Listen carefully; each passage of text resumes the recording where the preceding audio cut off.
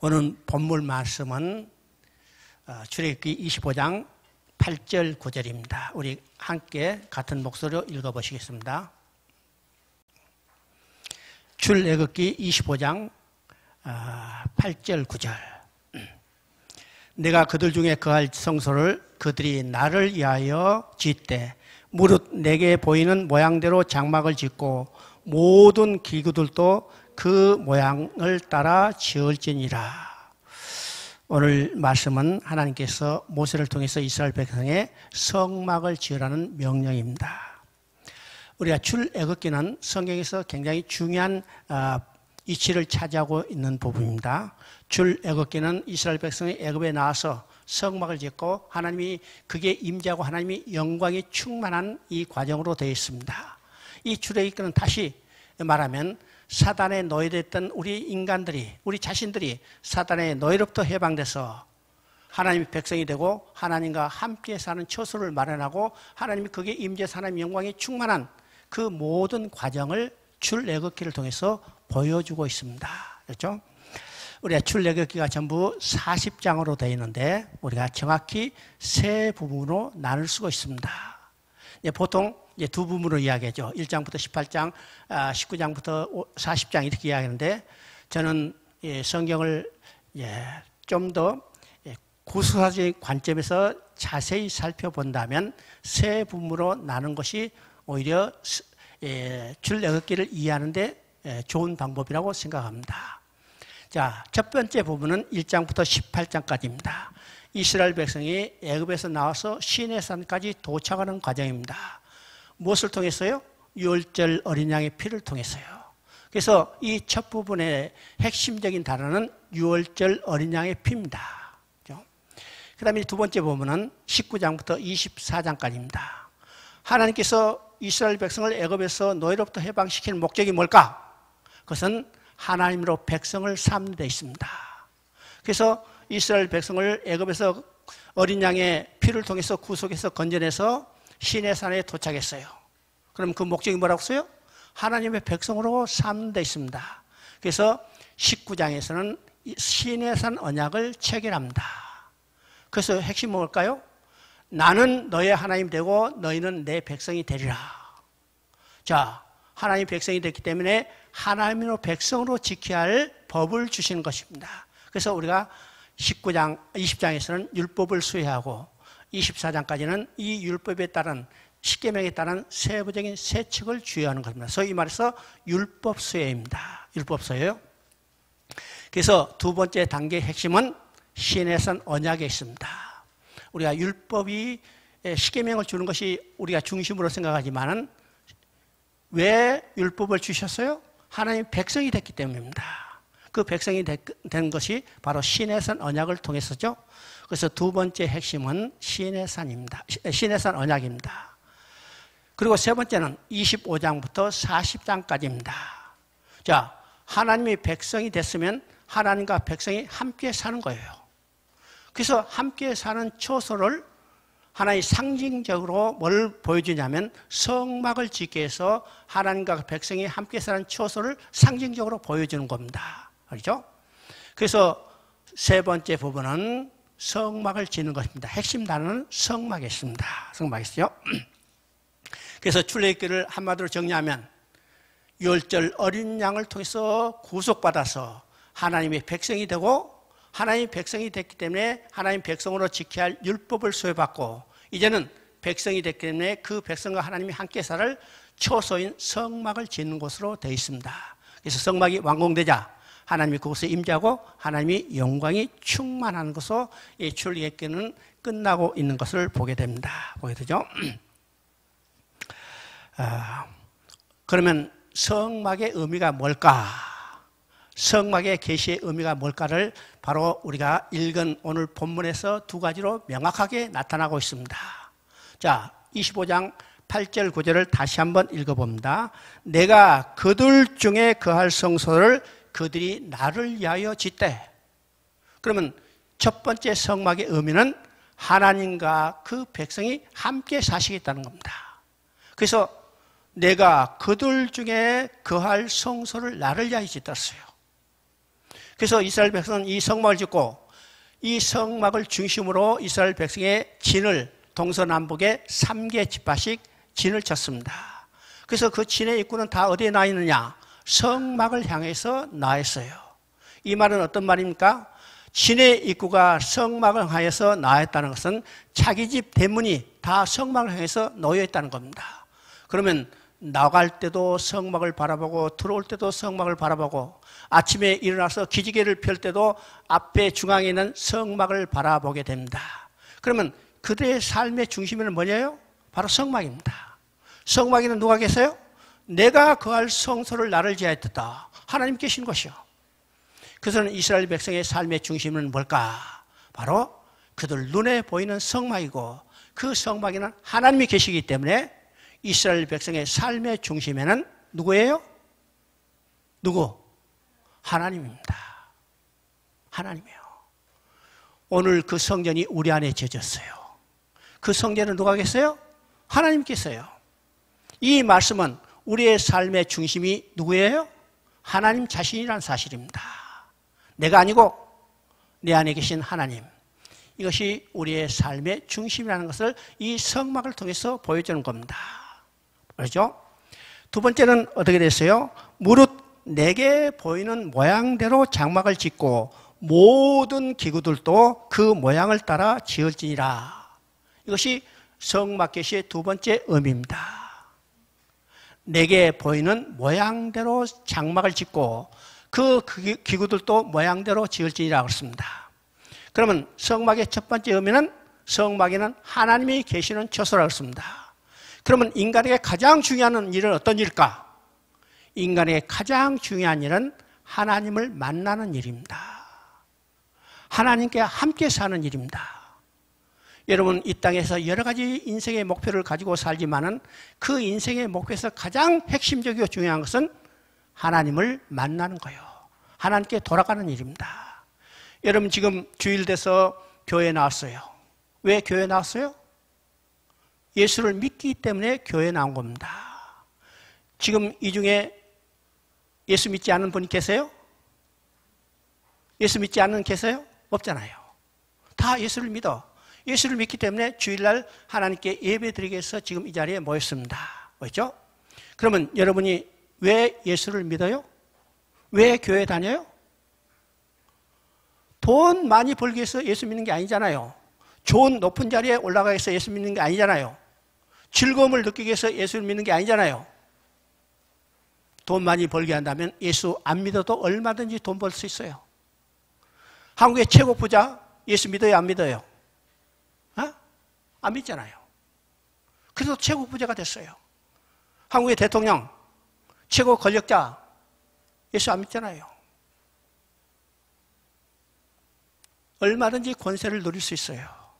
그러나 우리는 예수를 믿어요. 왜 예수를 믿어요? 오직 한 가지, 하나님께 다시 돌아가겠습니다. 하나님께 다시 돌아가겠어요. 그러면 그 하나님은 어디 계신다고 했어요? 상징적으로 성막에 계신다고 했어요. 그러면 성막에 계시는 하나님을 만나야 하잖아요. 하나님께 돌아가야 하잖아요. 그래서 내가 보이는 모양대로 장막을 지으라는 이 말씀은 이 장막의 모양을 통해서 하나님께, 성막에 계신 하나님께 나아가는 길을 보여주고 있다는 사실입니다. 그래서 성막은 내가 보이는 모양대로 지으라는 이 모든 것은 하나님께서, 하나님이 계시는, 성막에 계시는 하나님을 만나러 가는 길을 이 성막을 통해서 보여주고 있습니다. 그러면 그 길은 곧 누구예요?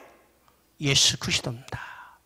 그래서 성막의 모든 구조는 누구를 예표하는 것일까? 바로 예수 그리스도예요. 예수 그리스도.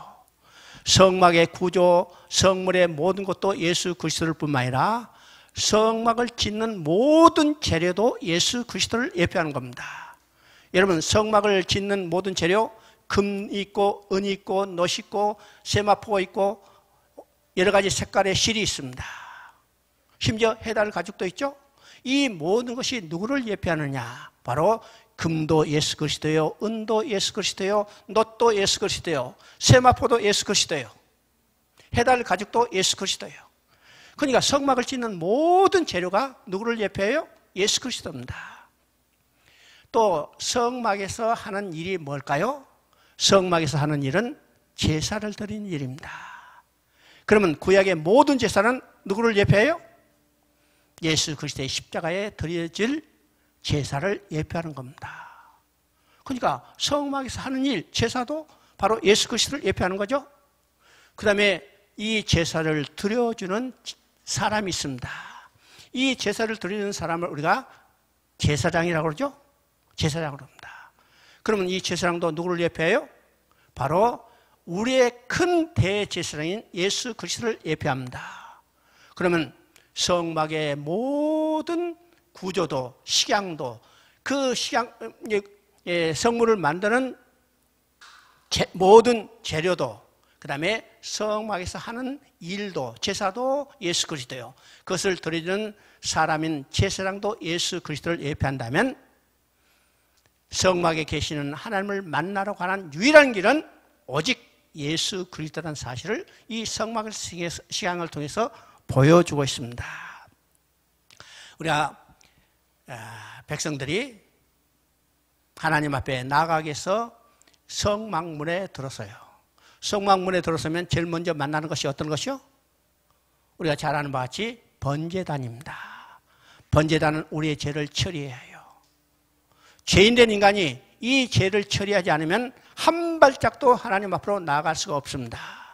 그래서 제일 먼저 죄를 처리하는데 이 우리의 죄를 처리하는 것이 누가 어디서 우리의 죄를 처리해 줬어요? 십자가에서 예수 그리스도가 피 흘려 죽으심으로 그가 번제단이 했고 그가 번제물에 대해서 우리를 위하여 죄를 처리해 줬어요. 그 다음에 나가는 것이 어떤 것인가? 바로 번제단을 지나면 물두멍입니다. 물두멍은 어떤 것일까? 성경에 명확하니 그 물두멍의 용도에 대해서 나오지 않았지만은 우리의 죄를 씻는 곳입니다. 우리가 번제단에서 죄를 처리했다 하더라도 아직 남은 죄성이 있는 거예요. 우리 남은 죄성은 어떤 것인가? 바로 자기를 부인하지 못한 겁니다. 자기를 부인하지 못한 것이 이제 가장 큰 문제예요. 그래서 이 물두멍을 통해서 남은 죄의 찌꺼기 우리의 죄성을 다 처리하는 것입니다. 그리고 하나님 앞에 헌신하겠다고 다짐하는 것이 어떤 것인가? 바로 물두멍이에요. 그래서 제사장으로 임명받을 때는 자기를 위한 속죄제를 드리고 이 물두멍에서 자기가 몸을 다 씻게 됩니다. 그 다음에 제사장으로 사명을 받고 그 다음에 성소에 들어갈 자격이 얻는 거죠. 그러면 물두멍에서 죄를 씻는다는 것은 물두멍에서 씨를 쓴다는 것은 자기를 완전히 다 부인하고 하나님 앞에 헌신하겠다고 다짐하는 겁니다. 그러면 이 사람은 어떤 사람이 됐어요? 제사장이 돼서 이제는 어디로 들어가냐면 성소로 들어가게 됩니다. 그러면 성소에는 어떤 것이 있습니까? 성소에는 우리가 잘 아는 것 같이 오른쪽에는 떡상이 있습니다. 이 떡상은 바로 우리의 모든 것을 공급해 주시는 생명의 떡 되신 예수 그리스도를 예표하는 겁니다. 그 다음에 왼쪽에는 등대가 있어요. 우리의 성령의 비춤을 통해서 우리에게 능력을 주시는 예수 그리스도를 예표하는 바로 등대가 있습니다.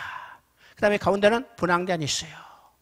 우리의 모든 기도와 간구를 하나님 앞에 드리고 우리가 하나님 앞에 다짐하겠다고 헌신하는 기도를 드리는 것이 어디냐? 바로 분향단이에요. 그리고 그 다음에 들어가는 것이 어딜까요? 바로 지성소입니다. 지성소는 하나님이 자정하는 것이고 그 지성소에 들어가서 하나님을 만나고 하나님과 교제가 회복되는 자리입니다. 자리요. 그래서 성막의 시향의 모든 시향은 하나님이 보여준 모양대로 지어 들어갔어요. 그래서 이 모양은 바로 누구를 예표한다고 했어요? 예수 그리스도를 예표합니다. 예표하죠. 지성소에 들어가서 이제 마지막 단계에서 하나님을 만나고 하나님과 교제가 이루어지는데요. 여러분요, 우리가 성막의 구조를 통해서 볼 때 우리의 신앙의 성숙 단계도 보여주고 있다는 사실을 우리가 알아야 합니다. 자, 일반 백성은 세상의 모든 사람들이요. 이 세상의 모든 사람들이 예수 믿겠다고 결단하고 이제는 어디에 들었어요? 성막문에 들어왔어요. 성막문에 들어와서 어떻게 하세요? 번제단을 만나서 우리의 죄를 처리하고 물두멍에서 자기를 완전히 부인하네요. 그 다음에 제사장이 돼서 이제 성소에 들어가는 거죠. 그러면 일반 백성과 이방인들과 세상의 모든 사람들과 성막에 들어가는 사람들의 삶이 달라지는 겁니다. 달라지죠? 그리고 성막들을 지나서 이제는 성소에 들어가면 성막들에 있는 일반 백성과 성소에 들어가는 제사장의 삶이 완전히 달라져요. 어떻게 달라지는지 아세요? 우리가 예수 믿고 구원받았다 하더라도 성막들에 그대로 있다면 세상의 환경에 그대로 노출됩니다. 우리가 성막문에 들었다 하더라도 성막들에 있으면 세상에 비가 오면 비 그대로 맞죠? 바람 불면 바람 그대로 맞죠? 눈 오면 눈 그대로 맞죠? 햇빛 뜨거우면 바로 자외선이 그대로 노출된 상태입니다. 밖에 있는 사람하고 구별이 없어요. 단지 우리가 예수 믿고 구원받던 사실에는 환경적 변화가 없습니다. 그런데 이제는 성소로 들어가면 어떻게 해요? 번제단을 지나고 물두멍을 지나고 이제는 제사장이 된 사람은 성소에 들어가는데 이 성소에 들어간 삶은 완전히 환경이 지배를 받지 않는 삶을 살게 되는 겁니다. 여러분, 그거는 성소는 어떤 것이요? 지붕이 있는 완전히 벽이 있는 내실이에요. 거기는 환경적 지배가 없죠? 밖에는 눈보람이 치더라도 그 성소에 들어가면 아무런 바람이 없어요. 바람이 없어요. 그건 뭐가 있어요? 생명의 떡이 있습니다. 등대에 비침이 있어요. 자, 제사장이 된다면 일반 백성들과 먹고 사는 이 모습이 완전히 달라요. 일반 백성은 맨날 내려주는 만나를 먹고 살았지만 제사장이 되면 백성들이 드리는 제사의 재물을 하나님이 주신 부분을 일정한 부분을 먹고 살게 되어 있습니다. 뿐만 아니라 지성소에 들어가면 하나님 앞에 드려졌던 진설병을 매일 안식일에 매 안식일에 바꿔주고 그 바꿔진 떡을 나눠 먹게 됐어요. 여러분, 성소에 들어간 삶에 하나님의 공급 자체가 달라진다는 사실을 우리가 알아야 합니다. 알아야죠?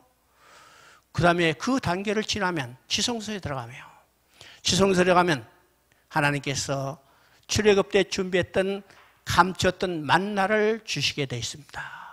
삶이 완전히 달라지죠? 우리는 신앙의 성숙 단계를 통해서 우리는 성막문을 들어오고 성막들을 지나서 이제는 성소 들어가고 최후로 지성소까지 나아가야 합니다. 이것이 우리의 신앙의 궁극적인 목표고 우리의 인생의 궁극적인 가장 중요한 일이라는 사실을 우리가 알아야 합니다. 그렇죠? 우리 인생의 가장 중요한 일이 뭐라고 써요? 하나님께 돌아가서 하나님과 함께 기뻐하며 즐거운 삶을 누리는 거라고 씁니다. 우리 신앙의 목표가 오늘 분명해야 합니다. 세상에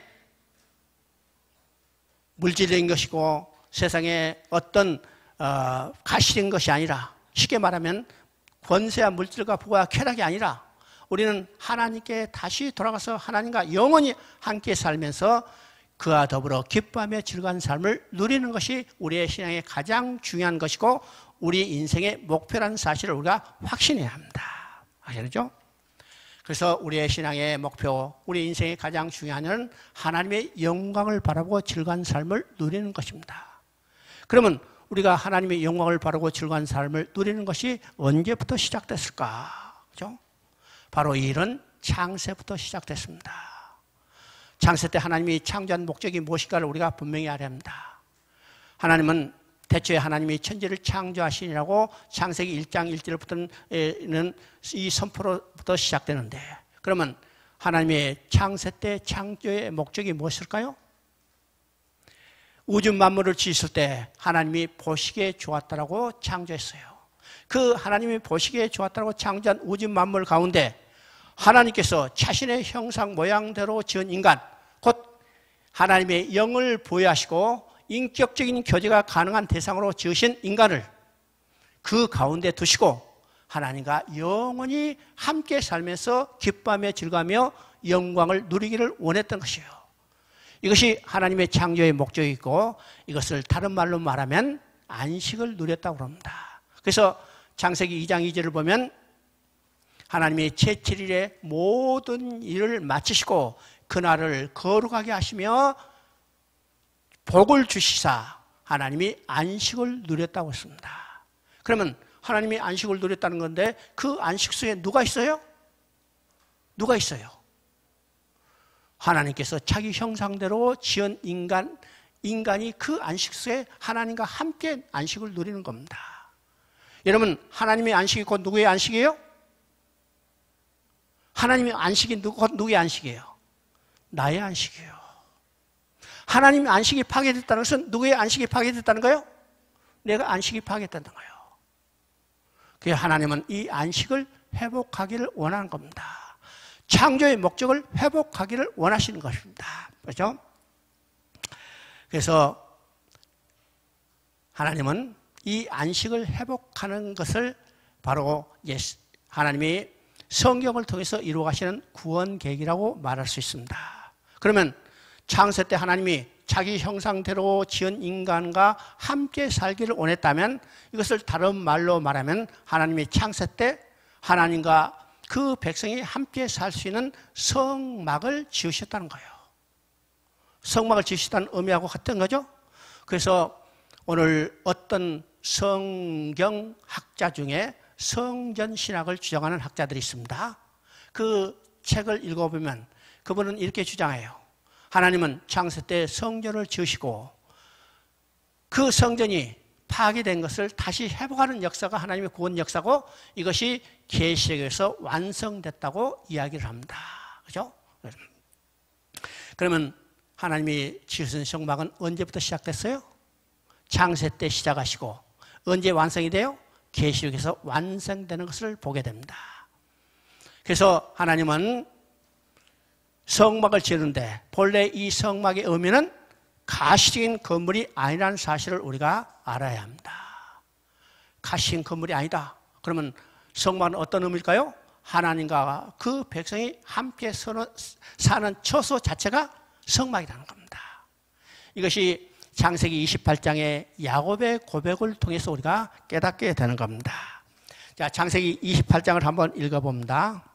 28장 16절, 17절을 한번 여러분이 찾아보세요. 창세기 28장 16절, 17절. 다 찾았으면 함께 봉독하겠습니다. 하나님이 과연 여기 계시기를 내가 알지 못하였도다. 이곳이요, 이것이 다름 아닌 하나님의 집이요, 이는 하늘 문이로다. 지금 이제 개역 개정판은 하나님의 집이라고 되어 있기 때문에 우리가 성전에 대한 개념이 빨리 다가오지 않지만은 옛날 한국 개역 한글판에는 하나님의 전이라고 되어 있습니다. 전이라고 되어 있어요. 바로 이 전이라는 개념으로 해석하는 것이 우리가 훨씬 더 이해하기 쉽습니다. 이해했죠? 자, 이 내용은 어떤 것이요? 야곱이 지금 형의 죽음을 피해서 도망가고 있습니다. 바단 아람으로 지금 도망가다가 베델이라는 곳에서 잠이 들었어요. 그 잠을 자는 동안 꿈속에 하나님이 나타나셔서 베델에게 말씀하십니다. 나는 내 조부 아브라함의 하나님이요 이삭의 하나님이라.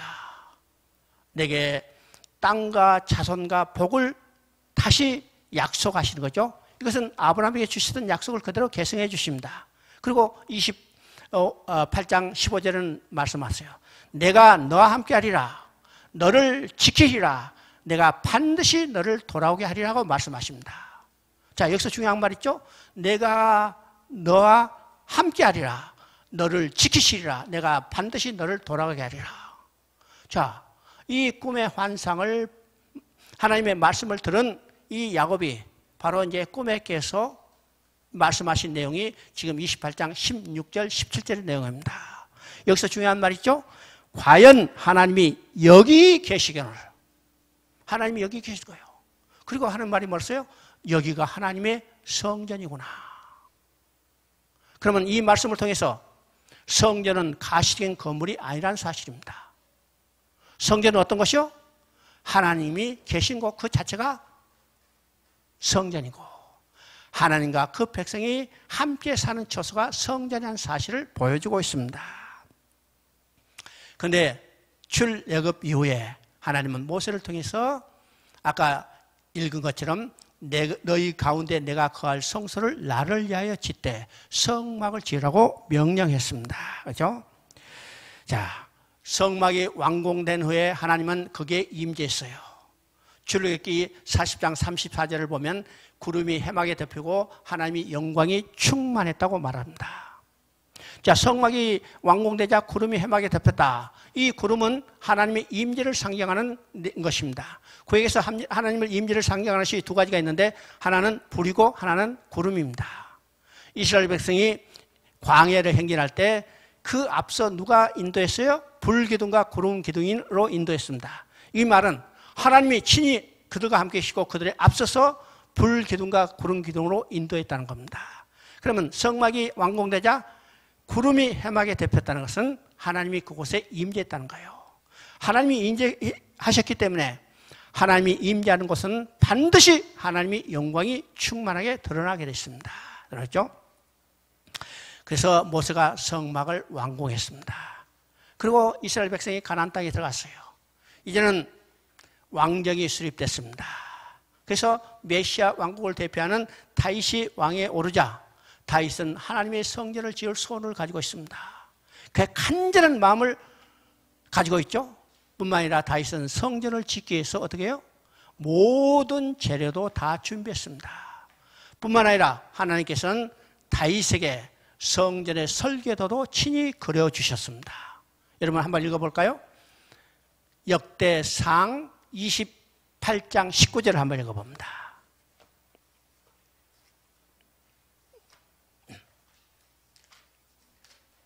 역대기상 28장 19절.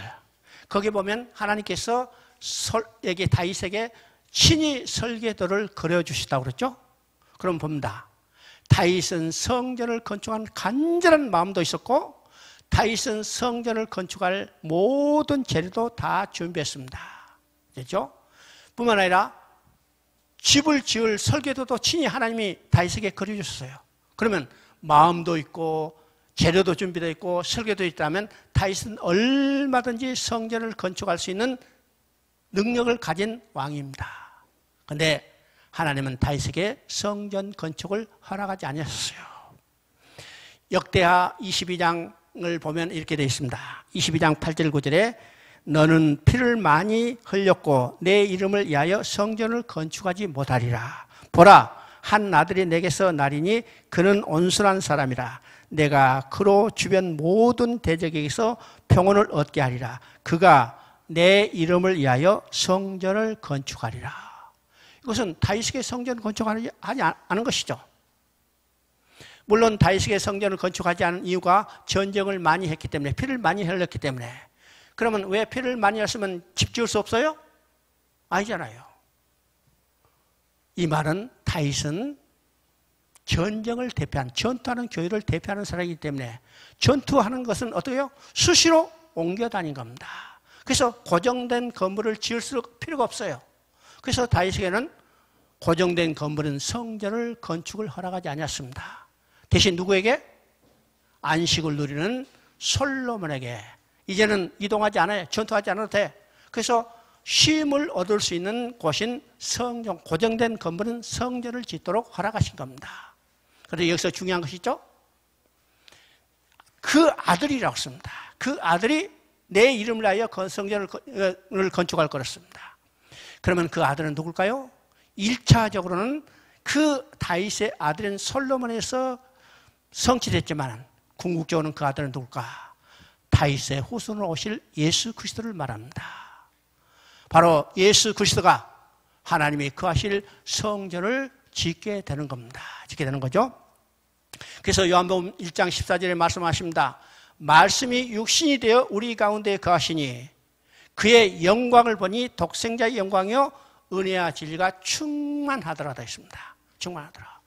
그러면 말씀이 육신이 되어 우리에게 거하시나, 우리 가운데 거하셨다. 이 거하셨다는 말을 히브리적 언어로 말하면, 헬라적 언어로 말하면 이건 성막을 지었다는 의미입니다. 누가? 말씀이 육신이 되어, 바로 말씀이 육신이 된 그분은 바로 하나님이 육신의 몸을 입고 오신 예수 그리스도예요. 예수 그리스도가 우리 가운데 거하시니 우리 가운데 성막을 지었다는 거죠. 성막을 지었습니다. 또 요한복음 2장에 성전 정화의 사건이 나옵니다. 예수님이 성전에 와서 그 짐승들을 다 해쳐버리고 환전상도 다 상을 뒤엎어 버렸어요. 그리고 하시는 말씀이 어떤 것이요? 이 성전을 너희가 헐라 내가 사흘 안에 다시 일으키리라 말씀입니다. 이 성전을 너희가 헐라 내가 사흘 안에 다시 일으키리라고 했습니다. 그러면 이 말은 어떤 것이요? 그 다음에 바로 해설이 나오죠. 이것은 참 성전된 자기 육체를 가리킴이라고 했습니다. 그러면 너희가 이 성전을 헐라는 것은 어떤 거예요? 바로 제사장과 서기관과 바리새인들에게 하는 말이죠. 나를 십자가에 못 박혀 죽이라는 겁니다. 성전을 헐는 거예요. 그러나 주님은 사흘 안에 다시 일으키리라. 사흘 안에 부활하실 것을 말씀하십니다.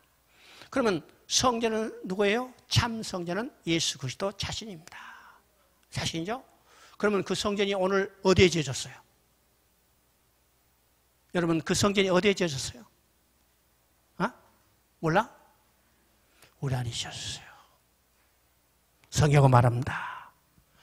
고린도전서 3장 16절에 분명한 말이죠. 너희가 하나님의 성전이니까 하나님의 영이 너희 안에 계신 것을 알지 못하느냐. 똑같이 고린도전서 6장 19절에도 말씀합니다. 너희 몸은 너희가 하나님께로부터 받은 바 너희 가운데 계신 성령의 전인 줄 알지 못하느냐. 여기에 놀라운 표현이 있습니다. 자, 성경에는 우리가 의문문 형태로 쓰여지는 문장이 많지 않아요. 많지 않죠? 그런데 지금 고린도전서 3장 16절과 고린도전서 6장 19절은 똑같이 의문 형태로 되어 있습니다. 그런데 그 내용이 뭐예요? 너희가 하나님의 성전인 것을 알지 못하느냐예요. 이 말은 왜 성전인 것을 강조하면서 알지 못하느냐고 의문문으로 썼을까요? 이것은 알라고 강조하는 겁니다. 알아는 거예요. 뭘 알아요? 내가 하나님의 성전이고 내 안에 하나님이 계신 것을 알라는 겁니다. 알라는 거죠. 그런데 이 성전은 언제 완성이 됩니까? 이 성전은 언제 완성이 될까요? 바로 계시록에서 완성되는 것을 보게 됩니다. 계시록에서. 우리가 계시록 21장 3절을 한번 읽어봅니다. 계시록 21장 3절. 자, 계시록 21장 3절을 보니까 내가 들으니 보좌에서 큰 음성이 나서 가로되 보라 하나님의 장막이 사람들과 함께 계시매 하나님이 그들과 함께 거하시리니 그들의 하나님의 백성이 되고 하나님은 친히 그들과 함께 계셔서 여기 중요한 말이 나오죠. 하나님의 장막이 사람들과 함께 계시니 하나님께서 그들 가운데 거하시니 언제 시작했던 것이요? 창세 때 시작했던 겁니다. 창세 때 시작하시고 이제는 예수 그리스도를 말미암아 그 성전이 올해 안에 지어지고 이제는 그 성전이 계시록에서 완전히 완성되는 것을 보게 됩니다. 그래서 계시록이 21장 6절에 말씀하시죠. 또 내게 말씀하시되 이루었도다. 나는 알파요 오메가요 처음이요 마지막이라. 무엇을 이루셨어요? 하나님이 장막이 우리와 함께 사는 것이 완성됐어요. 다 이루셨어요. 그래서 나는 알파 오메가입니다. 오메가요. 알파는 창세 때 시작하시고 이제는 다 이뤘다고 선포했기 때문에 오메가가 되실 수 있는 겁니다. 만약 하나님이 장막이 우리 함께 계신 것을 다 이루지 못했다면 창세 때 알파로 시작하시지만 오메가는 될 수 없으시죠. 그런데 이것을 다 이뤘다고 선포했기 때문에 나는 알파 오메가요 처음이고 마지막이라고 말씀하고 있습니다. 그러면 성경은 어떤 책일까? 하나님이 성전을 지어가는 하나님의 일을 기록하는 책이 성경이다 이렇게 말할 수 있습니다. 그러면 이 성전은 우리가 다시 말하지만 눈에 보이는 가시적인 건물이 아니라는 사실을 우리가 다시 알아야 합니다. 그 말씀이 어디 있을까? 계시록 21장 22절 23절에 나타납니다. 자, 계시록 21장 22절 23절 우리 같이 읽어보십니다. 성 안에 성전은 보지 못하였으니, 그렇죠? 성전을 보지 못하였어요. 눈에 보이는 가시적인 건물이 아니라는 겁니다. 그러면 보지 못했기 때문에 성전이 없느냐? 아니라는 거예요. 성전이 있다는 거예요. 자, 그 다음에 보니까 이는 주 하나님 곧 전능하신 이와 및 어린 양이 그 성전이십니다. 누가 성전이요? 하나님과 어린 양이 계시는 그 자체가 성전이요. 성전이죠? 그 성전은 해나 달에 비침이 있을 때 없으니 이는 하나님의 영광이 비치고 어린 양의 그 등불이 되십니다. 이게 놀라운 사실입니다. 성 안에 성전은 보이지 않아요. 주 전능하신 이와 어린 양이 성전인데 그 성전에는 해나 달의 비침이 필요 없어요. 왜 해나 달의 비침이 필요 없을까요? 하나님의 영광이 피조된 해나 달의 빛보다 더 훨씬 밝기 때문입니다. 여러분 성막의 구조를 보면 아까 이야기했지만 성막들이 있고 이제는 그것을 지나서 성소에 들어가고 성소를 지나면 어디에 들어가요? 시성소로 들어갑니다. 여러분 성막들에는 햇빛이 짱짱 나고 달이는 밤이면 별빛이 반짝거리죠? 근데 성소에 들어가면 이제는 천막으로 갈아있어요. 해도 볼 수 없고 달도 볼 수 없어요. 별빛도 비치지 않아요. 근데 그것은 뭐가 있어요? 7 등잔의 등대가 있습니다. 찬란한 성령의 빛이 우리를 비춰줘요. 근데 지성소에 들어가면 창문도 없죠? 창문도 없죠? 거기에는 등잔도 없어요. 그러면 성전에, 지성소에는 하나님이 계시는 곳인데 하나님은요 햇빛도 없고 빛도 없고 등잔빛도 없는 캄캄한 곳에서 하루 종일 눈 감고 주무시고 계실까요? 왜 그것은 햇빛도 없고 달빛도 없고 등대빛도 없을까요? 하나님의 영광이 햇빛보다도 달빛보다 더 밝기 때문에 피조된 빛은 필요 없다는 겁니다. 그것이 어디서 나타나요? 바로 계시록에서 완성된 성전을 볼 때 바로 해도 필요 없고 달빛도 필요 없고 하나님의 영광이 충만하다는 겁니다. 그러면 우리의 신앙의 궁극적인 목표는 어딜까? 바로 하나님께 돌아가서, 그죠? 하나님께 돌아가서 그 영광을 바라보고 즐거운 삶을 누리는 겁니다. 이 세상이 아니에요. 이 세상에 아무런 많은 것을 소유한다라도 우리는 비참한 가운데 있을 수밖에 없어요. 우리는 예수 그리스도를 통해서 궁극적인 우리의 돌아갈 자리, 하나님 앞에 돌아가서 하나님의 영광을 바라보고 즐거운 삶을 누려야 한다는 겁니다. 그래야죠. 그래서 성막을 짓게 하는 목적을 우리가 분명히 해야 합니다. 내가 너희 가운데 있을 성소를 짓게 하고 뿐만 아니라 그 성소에 계시는 하나님을 만나러 가는 길을 보여주는데 그 길은 오직 예수 그리스도라는 사실입니다. 그렇죠? 그러면 우리가 구약시대는 이 성막의 구조를 볼 때 시성소로 들어가는 길이 나타나지 않았습니다. 나타나지 않았죠? 막혀 있어요. 우리가 히브리서 9장 8절을 한번 읽어봅니다. 성령이 이로써 보이신 것은 첫 장막이 서 있는 동안에는 지성소에 들어가는 길이 아직 나타나지 아니한 것이라. 지성소에 들어가는 기조는요, 성소에서 지성소로 들어가는 것은 휘장으로 막혀 있습니다. 이 휘장이 열려야만 지성소로 들어갈 수 있는데 구약은 모세가 성막을 지은 이후에 1500년 동안 아무리 많은 제물로 제사를 드렸지만 이 휘장은 찢어지지 않고 열리지 않았습니다. 그래서 히브리서 기자도 미안해요. 구약에서 보여주는 것은 바로 이 휘장이 열리지 않았다는 데 있습니다. 그런데 신약에서는 이제는 예수 그리스도로 말미암아 이 휘장이 찢어지고 시성소로 들어갈 새로운 살 길이 활짝 열렸다는 데 있습니다. 그래서 히브리서 기자는 말합니다. 너희가 큰 믿음으로 담대함으로 은혜의 보좌 앞에 나아가라고 우리에게 권면하고 있습니다. 오늘 우리는요, 이제는 예수 그리스도를 힘입어 하나님 앞에 지성소에 마음껏 들어갈 수 있는 담력을 가지고 들어갈 수 있는 자들이 됐습니다. 우리는 이것을 누려야 해요. 누려야죠.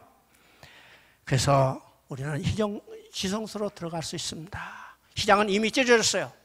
예수 그리스도가 자기 몸을 찢는 순간에 다 이뤘다고 선포하는 그 순간에 휘장은 이로부터 완전히 찢어져서 이제는 지성소 안으로 들어갈 수 있는 휘장, 새로운 살길이 열렸습니다. 우리는 이제 그 길을 통해서 지성소 안으로 들어가야 합니다. 그러면 지성소 안으로 들어가 보니까 지성소에 놓여 있는 것이 어떤 것일까? 우리는 봐야죠. 우리가 지성소하면 야, 하나님이 계시니까 얼마나 화려한 보석으로 만들어졌을까. 눈이 부셔서 우리가 눈도 제대로 뜨지 못하겠구나. 이런 것을 연상하기 쉽습니다. 물론 그것은 영광스러운 자리예요. 그런데 하나님은 그 지성소의 영광스러운 모습을 보여준 게 아니라 세 가지 성물을 보여주고 있다는 사실입니다. 그것이 어떤 것입니까? 첫째는 언약의 돌판입니다. 두 번째는 아론의 쌍난 지팡이입니다. 세 번째는 만나를 담은 항아리입니다.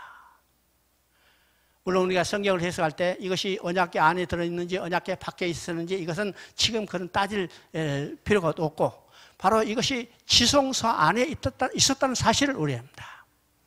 왜 하나님은요 금은 보화로 채워주지 않으시고 이 세 가지 성물 바로 만나를 담은 항아리, 아론의 쌍난 지팡이, 언약의 돌판을 두게 하셨을까?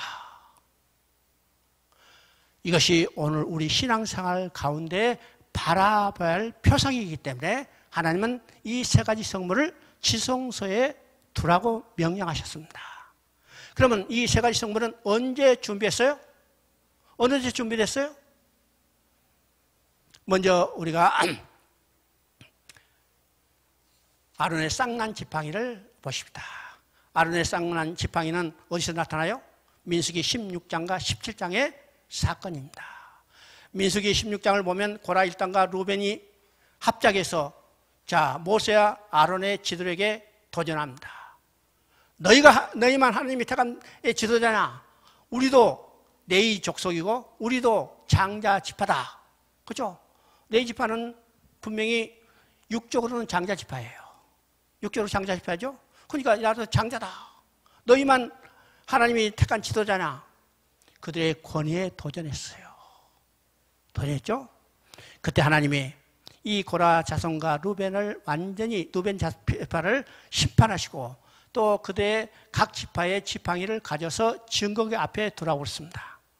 자, 12지파의 지팡이를 다 증거궤 앞에 놔두고 그 뒷날 아침에 보니까 다른 지팡이는 아무런 변화가 없는데 아론의 쌍난 지팡이, 아론의 지팡이만 싹이 났어요. 싹이 나고 순이 돋고 잎사귀가 나고 거기에 살구 열매가 맺었다고 했습니다. 이 쌍난 지팡이를 하나님께서는 증거궤 앞에 두어서 이 백성들이 바라볼 표상으로 삼으라고 했습니다. 그러면 이 쌍난 지팡이는 언제 준비됐어요? 그들의 실패한 현장에서 준비한 것입니다. 그들의 고난의 삶의 현장에서 준비된 것입니다.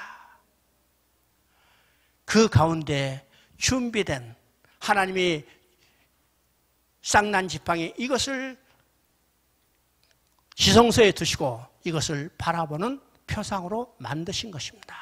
만드시죠? 두 번째